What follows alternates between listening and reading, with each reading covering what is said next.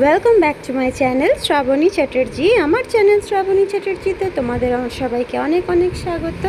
তো আজকের রেসিপি হলো মাছের ডিমের বড়া। তো চলো দেখে নেওয়া যাক রেসিপিটি আমি খুব সহজেই কিভাবে বানিয়েছি।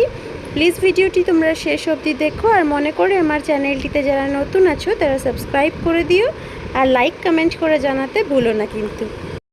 তো এখানে একটি বাটির মধ্যে আমি নিয়ে নিয়েছি 150 গ্রাম মতন মাছের ডিম। সেটাকে একটু নোংরাগুলো পরিষ্কার করে বাটিটার মধ্যে ভালোভাবে নিয়ে নিয়েছি। এরপর এর মধ্যে একে একে সব ইনগ্রিডিয়েন্টসগুলো দিয়ে দেব। ফার্স্টেই দেব একটা বড় সাইজের পেঁয়াজকে আমি সরু সরু করে কুচিয়ে রেখেছি, সেটাকে ভালোভাবে এর মধ্যে দিয়ে দেব। তারপরে দেব কুচিয়ে রাখা কাঁচা লঙ্কা। ঝাল যে যেমন খাও সেই অনুপাতে ঝাল দেবে। আমি যেহেতু ঝাল কম খাই আমাদের বাড়িতে সবাই, সেই জন্য আমি একটি কাঁচা লঙ্কা কুচিয়ে দিয়েছি। এবার এর সাথে একই সাথে দিয়ে দেব টাটকা ধনে পাতা, আগের থেকে কুচিয়ে রাখা ধনে পাতাটা। আমি এখানে ধনে পাতা দিয়েছি, কেউ চাইলে ধনে পাতাটা স্কিপও করতে পারো। মাছের ডিমের সঙ্গে তোমরা যদি এর ফ্লেভারটা পছন্দ না করো তাহলে স্কিপ করো। এবার এর মধ্যে দিয়ে দেব স্বাদ মতো নুন।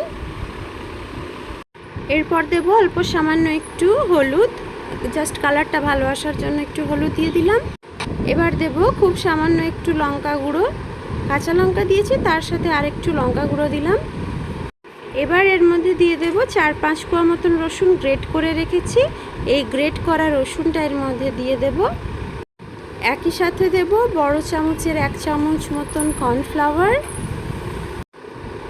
আর দেব এর সাথে একই সাথে 1 চামচের মতন বেসন। বেসন আর কর্নফ্লাওয়ারটা একই পরিমাণে দিতে হবে। এবার এর মধ্যে দিয়ে দেব কয়েক দানা চিনি, টেস্টটা ভালো আসার জন্য। তো এবার সমস্ত উপকরণ দেওয়া হয়ে গেছে মোটামুটি। এবার একটা চামচের সাহায্যে খুব ভালো করে এই মিক্সচারটাকে একসাথে সব কিছুর সাথে ভালোভাবে মিশিয়ে নিতে হবে। কোনো রকম আর কি দলা থাকলে হবে না। কর্নফ্লাওয়ার, বেসন, এমনকি মাছের ডিম সমস্ত কিছুর সাথে একসাথে খুব ভালো করে মিশিয়ে নেব যতক্ষণ না একটা স্মুথ ব্যাটারের মতন তৈরি হয়ে যায়। এর মধ্যে জল দেব না। এই সব কিছু একসাথে মাখতে মাখতে টেক্সচারটা খুব সুন্দর চলে আসবে। জল দিলে খুব পাতলা হয়ে যাবে, সেক্ষেত্রে ভাজার সময় প্রবলেম হতে পারে। তো আমি এখানে চামচের সাহায্যে মাখছি, তোমরা চাইলে হাতের সাহায্যেও মাখতে পারো। তো একটা আস্তে গন্ধ আসে বলেই চামচের সাথে মাখা।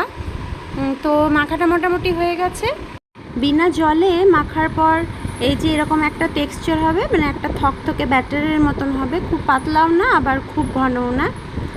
তো চলো এবার এগুলোকে একে একে ভেজে নেওয়া যাক।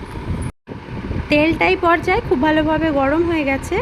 এবার চামচের সাহায্যে বড়াগুলোকে একে একে ভেজে নেব, উল্টে পাল্টে ভেজে নেব। বড়ার সাইজটা যে যেমন খুশি সে তেমন রাখতে পারো। তো এক সাইডটা লাল করে ভাজা হয়ে গেছে, এবার অন্য সাইডটাও ভেজে নেব। গ্যাসের ফ্লেমটা মিডিয়াম টু লো রাখতে হবে, না হলে ওপরকার বড়াগুলো মুচমুচে হয়ে ভাজা হয়ে যাবে কিন্তু ভেতরেরটা কাঁচাই থেকে যাবে, তখন আবার খেতে ভালো লাগে না।